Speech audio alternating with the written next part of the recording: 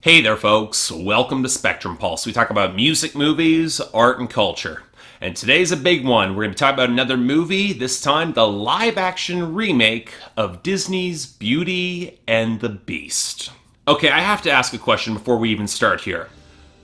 Why does this exist? Obviously, I know part of the answer is that Disney's been slowly revitalizing a lot of their animated canon with live-action versions because they seem to print money, and they're trying to provide subtle, modern updates so that they hold up to this day. My question is that while this kind of made sense for The Jungle Book, especially given Rudyard Kipling's original material, or Cinderella, given that the original animated Cinderella is a pretty movie but doesn't have much going on underneath it, and hell, what they did with Maleficent was kind of subversive, even if the film was a gigantic mess. Why do Beauty and the Beast? And I ask that question because Beauty and the Beast is a classic in and of its own right. I'll say that 1991 movie was the best of the Disney Renaissance, certainly the one that holds up the most to this day in comparison to, say, The Lion King, and yes, I'll fight you on that. But beyond that, the film was the first animated film ever nominated for Best Picture, and it probably could have had a decent shot for it. It was a brilliantly scored, amazingly well-written and directed movie. I think it's a lot of praise that it justifiably deserves, and even a lot of the criticisms are quite easy to shunt aside. Again,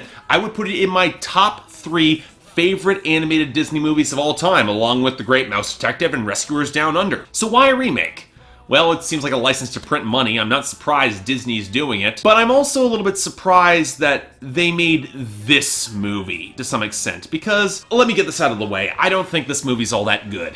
I really want it to be. The seeds of a good movie are here, but there are so many missteps along the route that it really makes this a hard movie for me to get out and support. I won't say it's bad. The original source material is so solid in terms of a lot of the characters, in terms of a lot of the music, that it's hard to really say that it's a bad movie. But at the same time, there are so many obvious missteps and choices that were made that frustrate me to no end. And I keep going back to this and thinking, well, why do we need this? Why did this movie need to exist, and why did it need to exist in this form? So let's start off, we don't need to go over the story. You've seen the animated movie. You all know the story. It's so much of a part of our childhoods that we all know that. And that's kind of essentially the problem. A lot of people, especially of my generation, we grew up with Disney. We know the movie. We know that the only reason this exists is to mine our nostalgia. So you would think that the director and the people behind this movie producing it would have an understanding of what made that original work. So let's talk about that for a second. The original worked partially because great voice performances, spectacular music,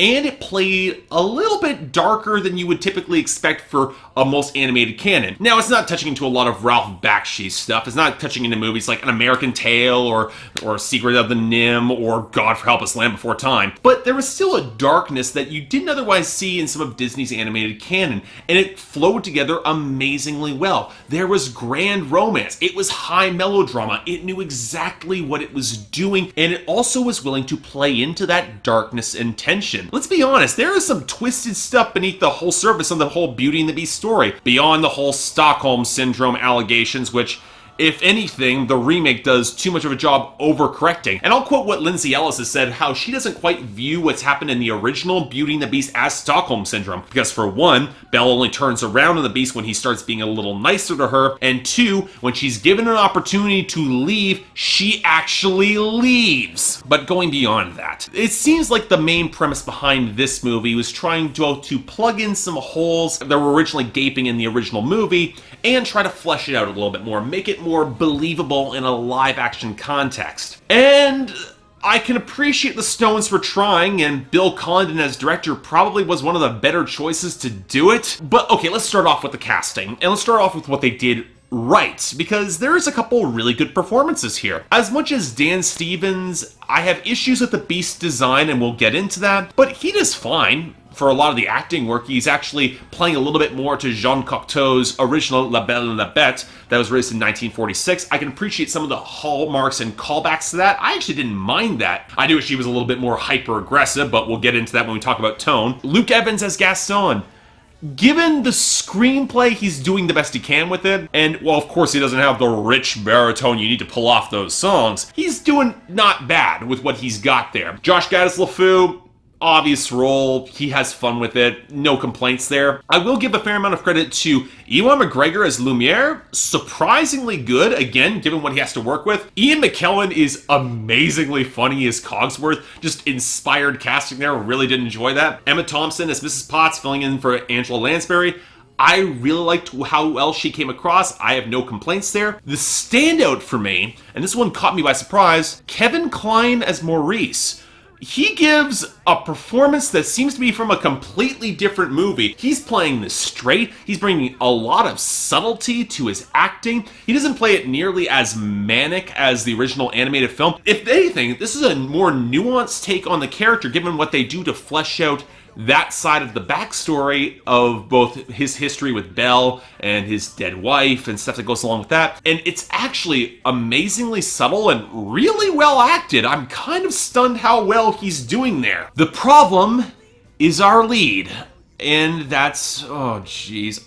Emma Watson's not a bad actress. I'll say this right out of the gate. I do enjoy watching Emma Watson. She captures a lot of what makes Belle a good character. She's expressive, she's feisty, she gets the role well. She can't sing though. I'm sorry, I'm a music critic, I'm gonna call them on this. She has so much obvious pitch correction and obvious compensation on songs where she is expected to play the lead, and it's distracting. It's actively distracting. I get that she's the sort of character because effectively she's playing the Disney princess version of Hermione. Obvious casting, but it's sort of like reminded me when Tom Cruise played the lead singer Stacey Jackson, the movie version of Rock of Ages. He can't sing either. And it suffers the same problem that she has. She's not exactly able to express the fullness of her voice in a way that would convey the same way that the animated canon version did. And yes, I'm going to keep comparing to the animated version because that is the only reason this film exists. But you know what? Okay, let's continue on with some of the positives because there are a few. Bill Condon, in terms of a lot of the direction of this movie, I think a lot of the direction's really good. I think a lot of the camera positioning, I think a lot of the way this movie was shot gives this movie a sense of magic and scope that I really like. I think overall the film is overlit, and that in terms of a lot of the lighting, and I do think that a lot of the sets are, you know what, it's not that they're wildly over-designed, because they kind of are the whole grand Rococo fashion they're going for, but at the same time, it would have been better if a lot of the lights had been dimmed back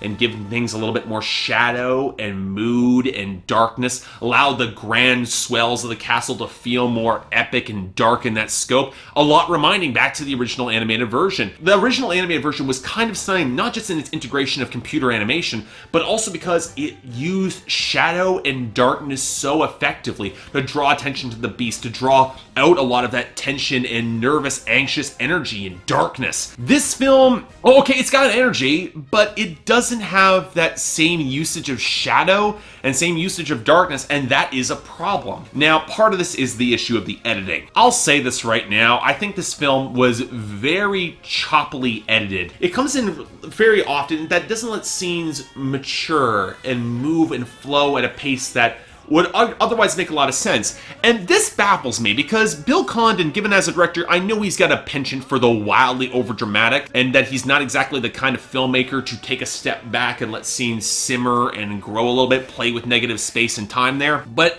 I wish this film had done this, especially given that they were trying to flesh this out to a 2-hour runtime. So instead of adding in some of the pointless dance numbers or a few songs that don't need to fit at all, opt for a little bit more space, opt to show off a little bit more, make the scenes linger, make the dialogue flow a little bit more slowly. The one scene that bothered me especially was when Belle goes into the West Wing and finds the rose. It's a complicated scene because Belle's just curious and she's terrified of the beast, and the beast is in a really weird situation too. He's genuinely terrified that the rose might be damaged and who knows what that would do to the curse, but also that he's furious with her because he eventually could do that, but also he's heartbroken now because he lost his chance. It's a really tricky scene, and the original in the movie plays on such a delicate balance of tension and fear, and it plays so well to that melancholy, and this movie just can't capture that. It plays out too fast, the dialogue quips come too quickly, and maybe that's a concession to the more modernistic brand of filmmaking, but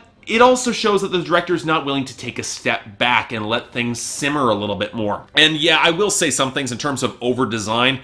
Costuming in this film. I get that the original animation didn't exactly give you huge room to use the same level of textures that you would otherwise expect in most of these ornate Rococo styles, but there are points that just feel kind of ridiculously over-designed, and I say that coming to a lot of the set dressing, a lot of the actual costuming, and the sad fact is that a lot of the costuming doesn't look great. I'll say this right now, I really think that Belle's yellow dress, the big signature of the film, it's nowhere near as beautiful as the one that was in the animated version. And I know we're getting into costume design here, but that's a big factor. When you consider that a lot of the music and iconography was so impactful in driving the animated version, when you try to adapt so much of that to the modern version and you can't capture intricacies, it just blows my mind there. It doesn't make a lot of sense. Of course, a big factor of this, it comes in, and might as well get to the musical numbers. I've already said that Belle really can't sing all that well. Emma Watson, she tries, I'll give her that, but again, she's not the best in this role. Dan Stevens is a fair bit better,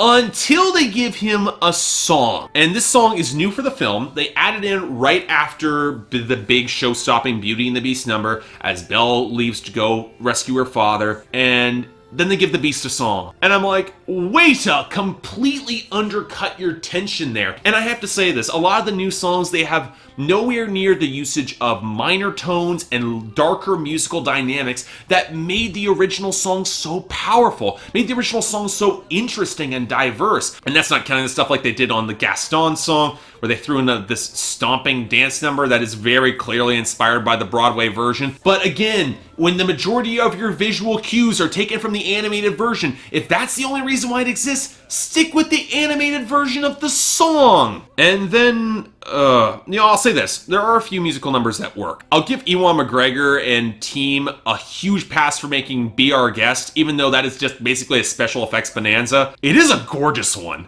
And I was amazed how well they were able to pull that off and to suck me into this. But this is also one of the issues when it comes with adapting animation to live action. And this is something I was worried about since the very beginning. And while it's not as bad as I was expecting, there is kind of an uncanny valley-esque element when you see a lot of these characters that you know who are more expressive in the animated cartoons than they are in live action. It's because a lot of the textures, a lot of the brass and bronze, they feel over-designed to the point, well, in comparison with what they had in the animated version, it was a simplistic design, but you had bigger eyes, you had more expressive faces. You could play to that a little bit more with Lumiere and Cogsworth and Mrs. Potts. Like, you could do more with those overall faces and expressions than what you get here. And while Be Our Guest is good, it becomes a little bit involving because you can't get sucked into that in the same way. And now we kind of have to get to the plot changes. Let me preface this by saying I don't think all of them are bad. I don't mind the fact that they go a little bit more into Belle's backstory, because it plays to some of the Kevin Kline stuff, and really he seems like he's acting in a different movie, and kind of a movie that I don't mind, because it actually plays to